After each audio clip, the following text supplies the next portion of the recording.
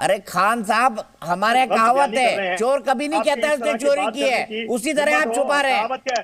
चोर चोर मचाए शोर, मैं वही कह रहा हूँ, चोर मचाए शोर। देखे, मान गए कि हम आतंक फैलाएंगे आपके मुल्क में, तो भाई अरे चोर मचाए शोर भी हिंदुस्तानी फिल्म है खान साहब, किसी पाकिस्तानी फिल्म का नाम ले लीजिए।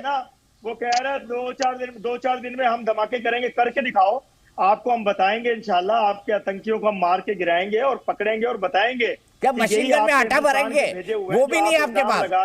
अरे खान साहब बताइए ना, मशीन गन में आटा भरेंगे, वो भी नहीं आपके पास। आटा नहीं, उसमें भी घोटाला कर देंगे, हो सकता है उसमें भी आटा घोटाला कर देंगे। आप लोगों के, मैं ये कहता हूँ, आटा का घोटाला कर देंगे, भूखी जनता का आटा छीन के बेच देंगे। के संदर्भ मेरे इदारों के जो पाकिस्तानी आवाम के सबसे बड़े दुश्मन आप लोगों, पाकिस्तानी आवाम के सबसे बड़े दुश्मन आप लोग। आपके अंदर हौसला नहीं है, जज्बा ईमानी नहीं है, जज्बा ईमानी नहीं है आप लोगों में। जंग उनसे हथियारों से नहीं, जज्बे से लड़ी जाती है, और जज्बा पाकिस्तान के पास है, जज्बा पाकिस्तानियों के पास है, जज्बा मेरे जवानों के पास है, के पास है। तो हम बताएंगे, आप भेजिए अपने आतंकी।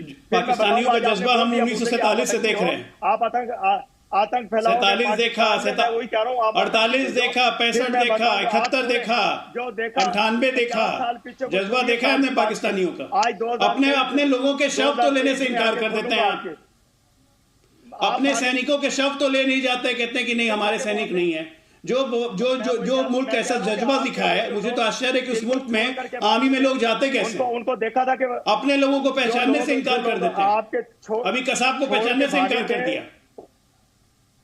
उनको हमने बिल्कुल, कसाब था ही नहीं, वो तो हिंदुस्तान का था, उससे कसाब भाई बहुत सही। इरशाद साहब, कसाब भाई मना किया था। इरशाद साहब गजब है। कसाब भाई, कसम भाई नहीं, मैंने भाई कसम भाई, कसम मैं निकलवाइए इसको, कसाब भाई निकलवाइए प्लीज, इनका निकलवाइए कसाब भाई। मैं खान साहब को सुनाता हूँ। खान साहब मैं आगे चलता हूँ, मैं चलता हूँ सीधे इफ्तिकार चौधरी के पास। इफ्तिकार चौधरी साहब, ये क्या हो रहा है? मतलब देखिए, आप आए, आप संबंध सुधार सकते थे, एससीओ में आपको मौका मिला, फिर भी एडमिशन नहीं। कि सब गलती जो है, सब फसादों की जड़ जो है पाकिस्तान की राजनीति है, लोग नहीं है। शुक्रिया।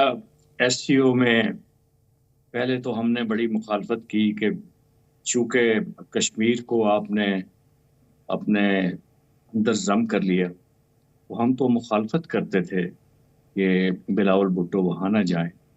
कश्मीर में 1 लाख से ज्यादा शहीदों का खून आपने शामिल किया।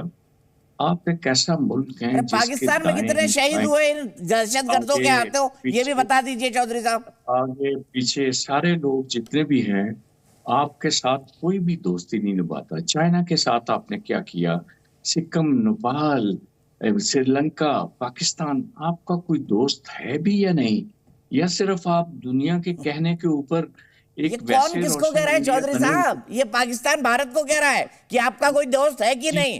आपके पास चाइना के सिवा कौन है, बताइए ना। चाइना के सिवा कोई है पाकिस्तान के पास? आपके उससे भी कट्टी होने वाली आपकी, क्योंकि वो पैसे मांग रहे थे वापस। आप ऐसे क्यों चिल्लाते हैं? आपकी आवाज जो है फालसा बेचने वाले गली में बंदे की जैसे। अच्छा चलिए, किसी गरीब आदमी से तो मेरी आवाज जोड़ी, अच्छी बात है चौधरी साहब। कहना चाहते हैं कि 70% आपके लोगों को टॉयलेट नहीं है। आपकी औरतें ये मुजाहरा करती हैं कि खुले में हगना बंद करो। आपको क्या चाहिए? आपको टॉयलेट चाहिए यार? कोरोना हुआ तो हमने वैक्सीन बनाई। आपने क्या बनाया था पता है कोरोना होने पर? चौधरी साहब सुनिए मुझसे, आपने कोरोना होने पर कब्रिस्तान बनाए थे। कोरोना जब हुआ कि आपको हमने ऑक्सीजन भेजी यार। अच्छा, आप तो मर रहे थे सड़कों के ऊपर। मेरी पार्टी की हुकूमत थी। अच्छा। ये समझते नहीं है पीडीएम वाले, ये दोस्ती आपसे बढ़ाना चाहते हैं। ये नवाज शरीफ और जो बिलावल भुट्टो है आपसे दोस्ती का हाथ बढ़ा रहे हैं। हम नहीं दोस्त। चलिए बहुत अच्छा, जो कब तो यार आपने बोला कि आपने पाकिस्तान ने कोरोना में हमको ऑक्सीजन भेजी। आप अब अगर ये जो है इस सदी का सबसे बड़ा जोक है। आरती जी आप आइए जरा, बताइए कि कितनी ऑक्सीजन आपने इनकी ली, और आप जो है आपके फेफड़े साहब हुए, बताइए इनको, चौधरी साहब को। चौधरी साहब क्या बोलते हैं? उसकी सोच भी ठीक होनी चाहिए, उसकी आवाज। दीपक जी जी, आरती जी बोलिए।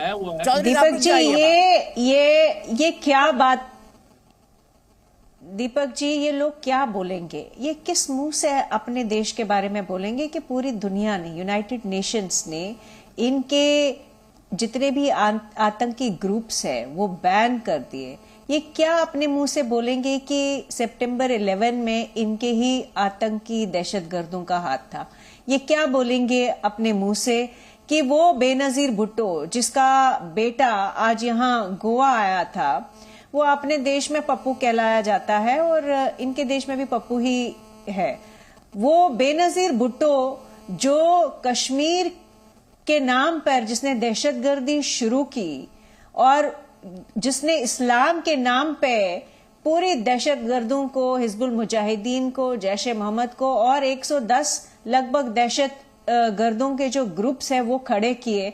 और ये मैं नहीं कह रही हूं, ये यासीन मलिक जो इनका दहशतगर्द जिसको इन्होंने ट्रेन किया पाकिस्तान ऑक्यूपाइड कश्मीर के कैंप्स में, वो उसने ये रिकॉर्ड पे बातें कही है कि बेनजीर भुट्टो ने 110 दहशतगर्द ग्रुप बनाए और ये उनका बेटा आज कुछ भी नहीं सीखा, क्योंकि वो बेनजीर भुट्टो ने जिस धरिंदे का जन्म दिया, जिस धरिंदे को सपोर्ट किया, आतंक के धरिंदे को, वो उसी धरिंदे का शिकार हुई। वो बेनजीर भुट्टो अपने ही मुल्क में उसका दहशतगर्दों ने कत्ल किया और उसका बेटा जो आज है वो हमको ज्ञान दे रहा है कि टेररिज्म को, आतंक को वेपनाइज मत कीजिए। अरे आपने तो खुद किया है, आप तो पूरी दुनिया में, पूरे विश्व में सबसे बड़ा जो है एपिसेंटर ऑफ टेररिज्म जिसको कहते हैं वो पाकिस्तान को कहते हैं।